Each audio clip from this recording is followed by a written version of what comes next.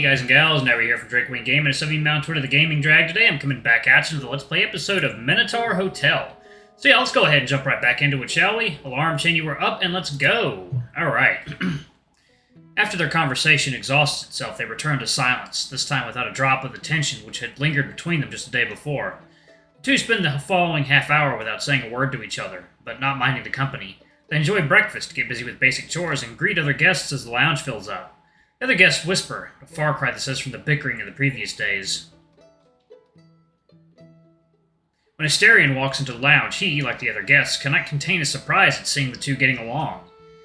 Luke, Coda, your presence is required in the reception. Sure, partner, let's do this.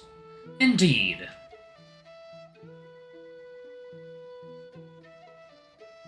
You lean on the reception desk. You think back to how empty this place used to be and how busy it is now.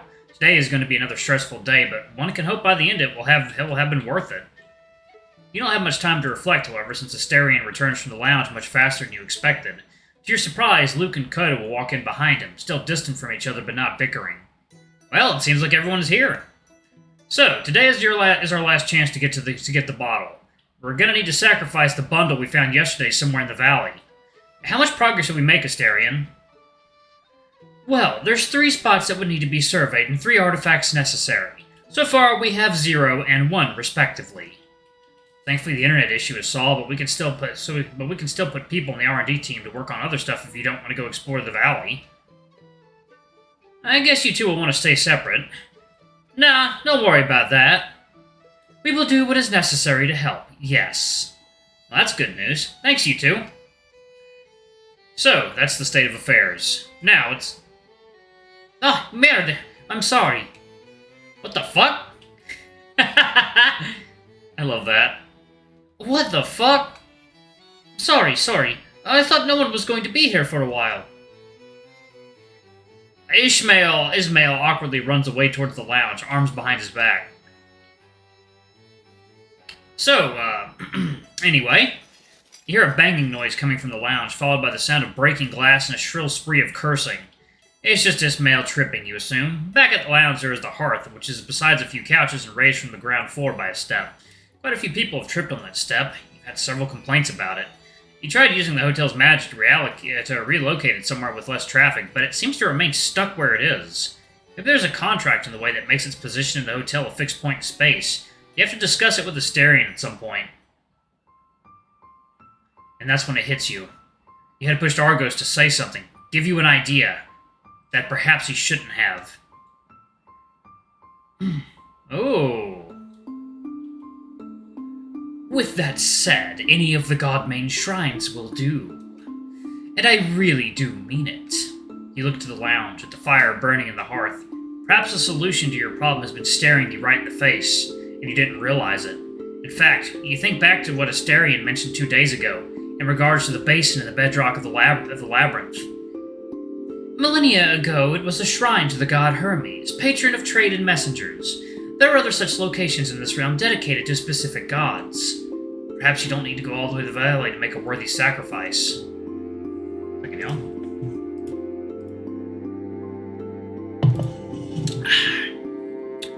Asterion, do we have something like a Godmane shrine in the hotel?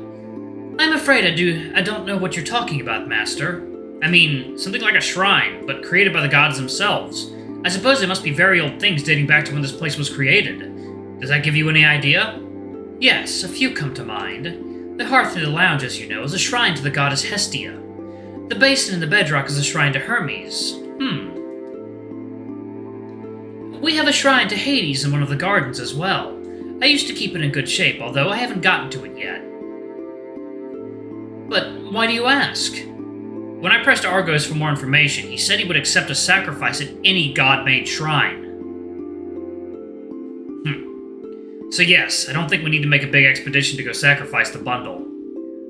That is terrific news. It is indeed. Wait, does that mean I'm getting put on nerd duty? Shit, I was looking forward to the hike, to be honest.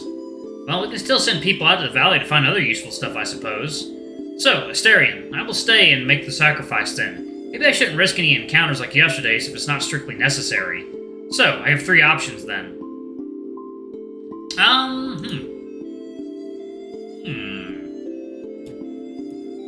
Interesting. Who do I sacrifice it to? Maybe Hermes. Let's try Hermes. So, Asterion, all I have to do is go to the bedrock and burn the bundle next to the base in the middle of the room? More or less, yes. That's what I will do. As for the rest, stats reassign him. Okay. Exploration, R&D team, exploration. Memento, artifact danger, high stat, look out. Okay.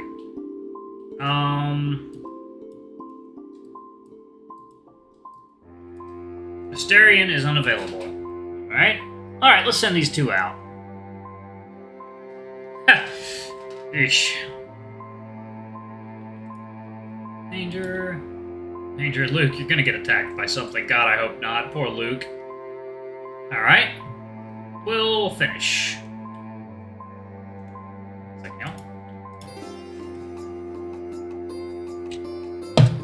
Alright.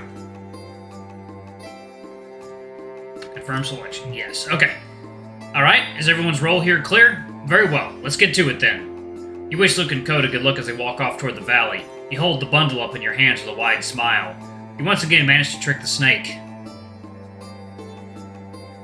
Well, want to get rid of this thing, Asterion? It would be a great pleasure, Alexios.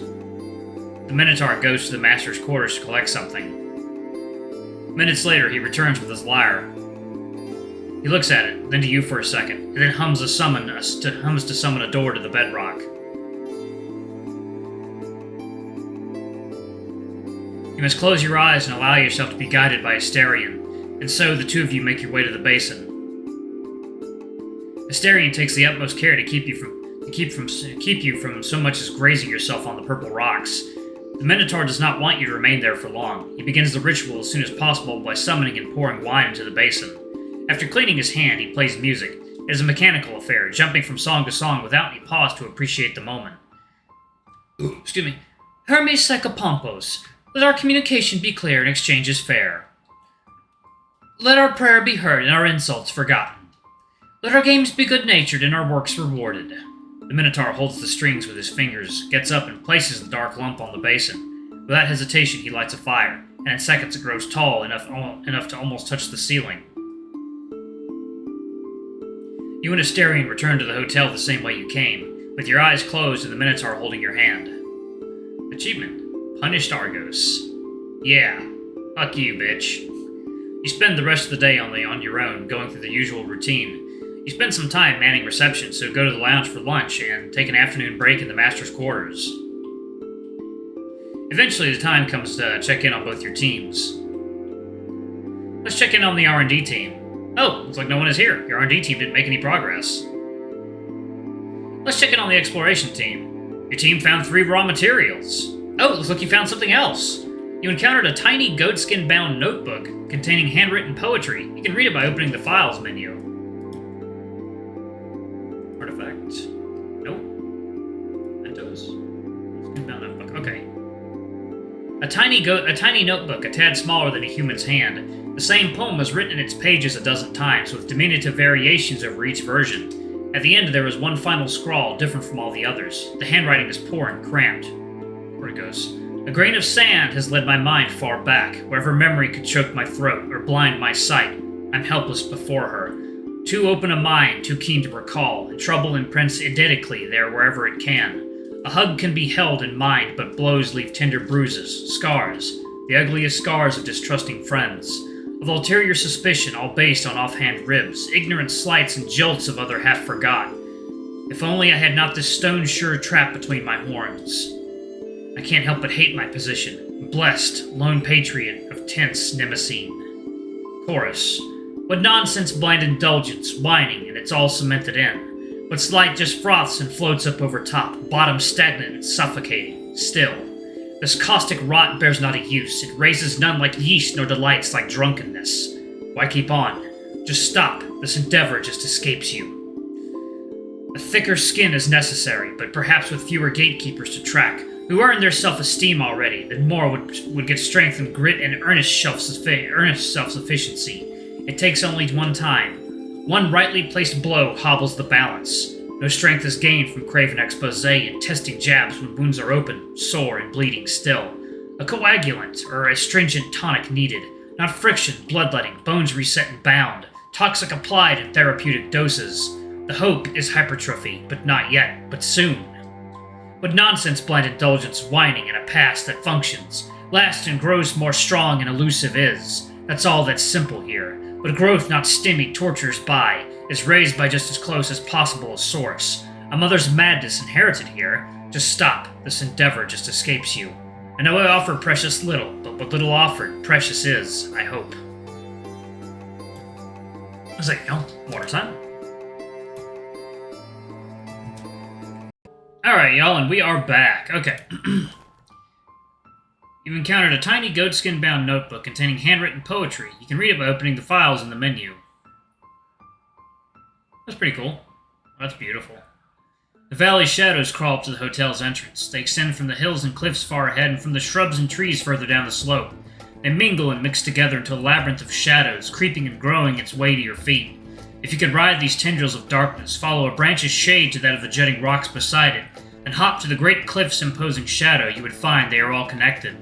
The labyrinth is in the crawling shadows, and the snaking riverbeds, and the vast networks of cracked earth extending well into the horizon. And beneath it all, there is a stirring, something awakening, drawn to your existence, the existence of its master. When you stop and plant your feet on the ground, it is easier to notice. A dull hum which comes and goes, grave and slow. It's actually an interesting phenomenon that a lot of people have reported in deserts, especially the Nevada deserts. It's a phenomenon called the hum. It basically sounds like a very low electronic hum that only a few people will notice. It's very persistent. It can cause headaches, hallucinations, blindness. It's very weird. So yeah. Kind of reminded me of that. Then, a crack. A dry branch breaks, followed by a gray mass shifting beneath the brush. Argos reveals himself. You are a bit late. I am sorry, my lord. You see, I was just doing my rounds, tending to my beautiful gardens. But I am here, after all.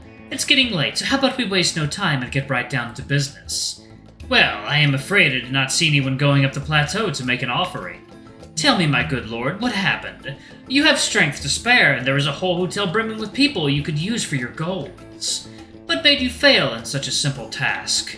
Well, I don't think I failed at all. You see, I was thinking back to our little conversation the other day.